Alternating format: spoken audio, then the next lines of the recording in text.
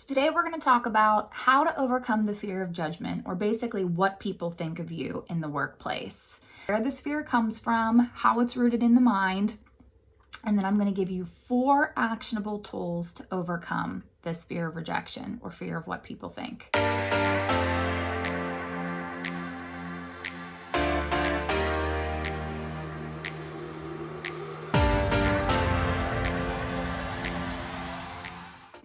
So basically, first and foremost, I'm making this video because I want you to understand that if you have this constant anxiety or panic about what people are thinking of you, you are not alone. This is the number one fear rooted in human evolution in our mind. So what it can feel like in the workplace is constantly overanalyzing everything that you do.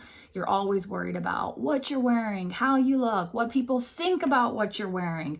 It can feel like you're always triggered when people ask you anything. So, hey, where do you stand with that project? Or what did you think about that conference call? Anytime anybody asks you anything, you're instantly in this like panic, like, am I good enough? What are they gonna think? Did I do this well enough?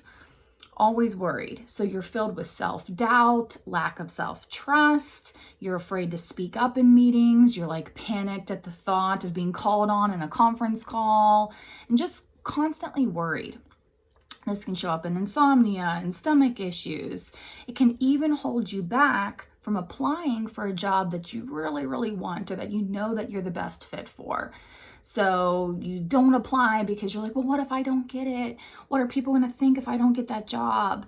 They're going to think I'm a loser, that I'm not, not very smart or whatever it is. So basically our mind is stuck on a loop of saying that it's safer to stay where you're at than to risk trying something new and maybe failing at it.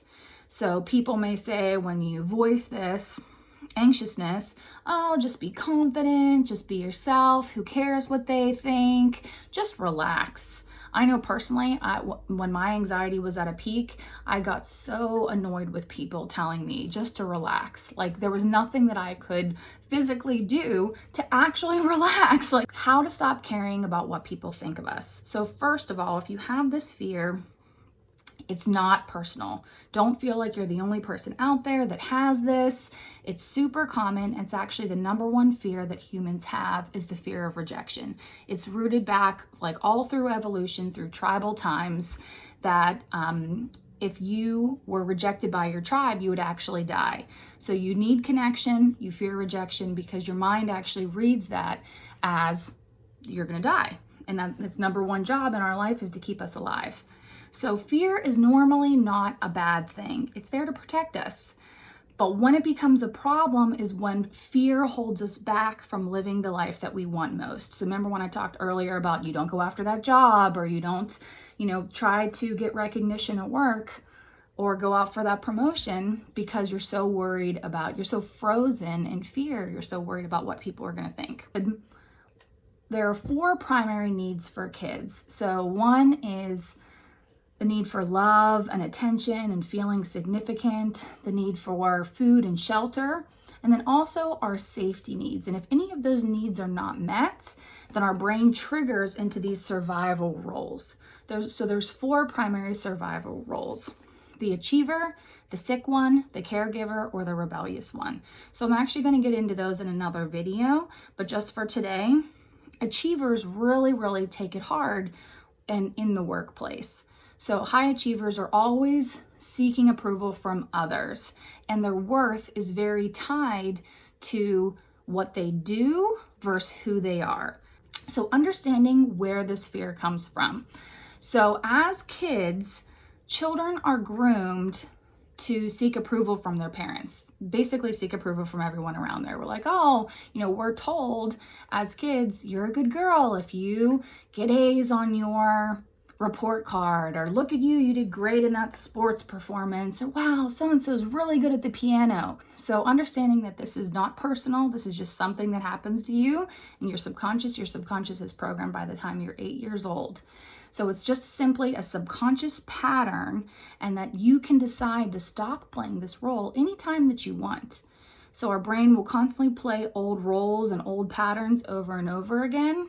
until you give yourself a new role to play. Being triggered by the need for the fear of rejection, it's more than just simply like having more confidence or relaxing. This is an old trigger that's inappropriately wired in your mind, and it's our job to then go back and say, hey, this isn't a real belief, or this belief isn't serving us anymore.